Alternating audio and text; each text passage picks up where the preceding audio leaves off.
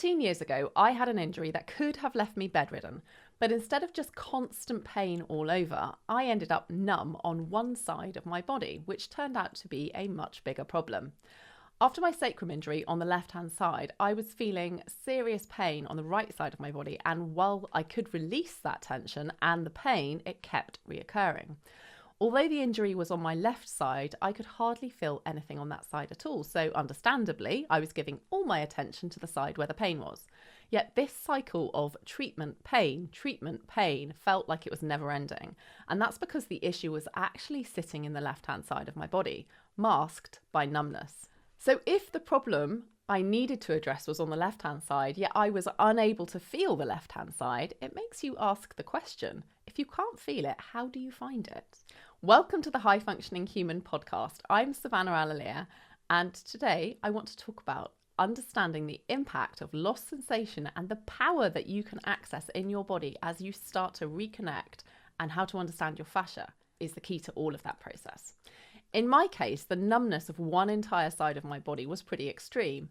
However, as we age, each of us starts to lose a little bit of mobility, sometimes through an injury, that's noticeable. You're probably aware of the difference, but most of the time it happens without you noticing it. The movements outside of your usual routine, the directions you rarely explore, those are typically the first to go, and the places you start to lose mobility first. And because there's no routine analysis happening, perhaps there's no way of you even knowing that that range of motion has disappeared. For example, if you're rarely in a position where you put your arms out above your head, that motion might be restricted in you without you even realizing it.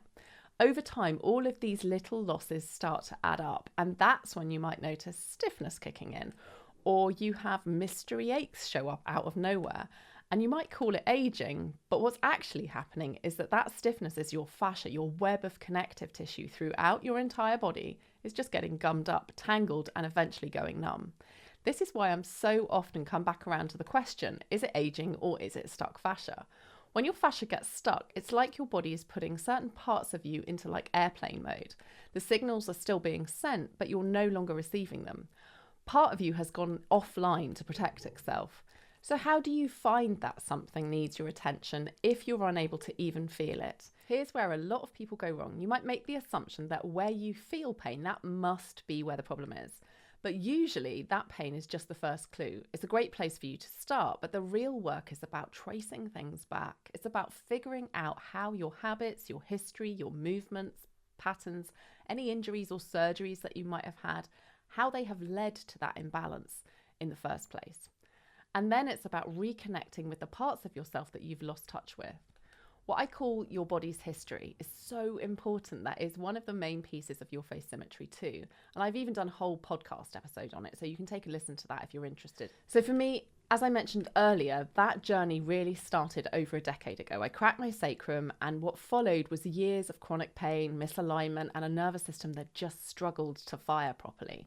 And I was getting 5 migraines a week. My hips would pop out of place after I'd just been walking for 5 minutes. I'll be honest with you, it was rough. It would have been easy to let this become the new normal, and if you've ever experienced anything similar, you will know that pain and injury can take up so much energy that even adapting to life feels like it can be all that you can manage at the time, especially when doctors or practitioners place limitations on your recovery, telling you to get used to a smaller life or to manage a life of pain. It can be really hard to hear, and I'm deeply, deeply grateful that my knowledge and connection with my fascia told me that there was a way through.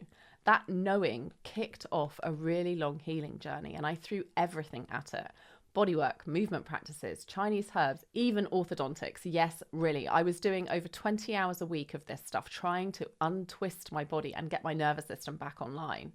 One of the hardest parts was my left side felt totally disconnected, like a ghost. My nerves were misfiring and nothing seemed to reach that area.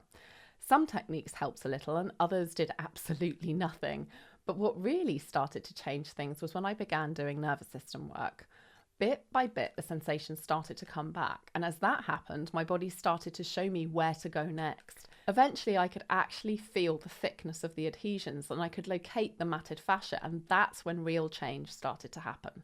It's because stuck fascia can be unstuck. Movement, manipulation, hydration, These processes can rehydrate your fascia, and those adhesions that were restricting your movement can be softened and unstuck. There is light at the end of the tunnel, is what I'm here to say. The biggest thing I found is that remembering that you're in the journey with your pain is so important. For me, it came with the repeated phrase, create change one step at a time. So if you're currently dealing with chronic pain yourself, focusing on the small steps can be what helps your nervous system to allow things to change. For me, one of the easiest ways to focus on small shifts and to notice what my body really needs was to spend time working on my face. So if you're familiar with my face map already, then you'll understand some of how this works. But if this idea is new to you, then you can grab the free face map on my website. Your face holds so many clues about what's happening inside of your body. When you find a tender or gritty spot in your face, it often points to a deeper restriction elsewhere. It's like your face gives you the shortcut to your body's internal map. And you can use that shortcut to point you in the right direction. That visual clue is one way to help you find it, the place that is asking for your attention. And if you want to go deeper, my program, Your Face Symmetry Level 1, is a 7-day program with video guidance and digital resources and a lovely community where you can reach out and share your story and ask questions. It's designed to help you create a customized facial fascia release routine and really tune into what your body is saying, because your body is always talking to you, and understanding its messages is less about pushing through pain or trying to force things to change and more about listening. And once you do that, you're taking those small steps that we spoke about earlier, creating change one step at a time.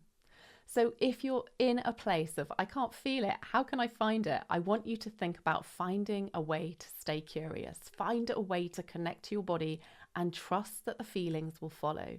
Use your face as a guide because the information you have there is valuable. I'd love to see you in the program, and please let me know if you have any questions at all about it or any of what we've spoken about today. Take care of yourself, trust your instincts, follow your intuition, because the world needs your voice and the magic it brings to us all. And I will catch you next time on High Functioning Human Podcast. Take care and talk soon. You always look like a cat then, like about to turn to lay down. That's good poo. That wasn't what I was going for. Oh, I like my arm there. It's comfortable. No. You gatekeeping my posture today as Yes. well. 13 years ago, I had an injury that could have left me bedridden. Bedridden. That's not the right word, is it? Welcome to the High Functioning Podcast. No. For fuck's sake, Rhiannon, I'm really sorry.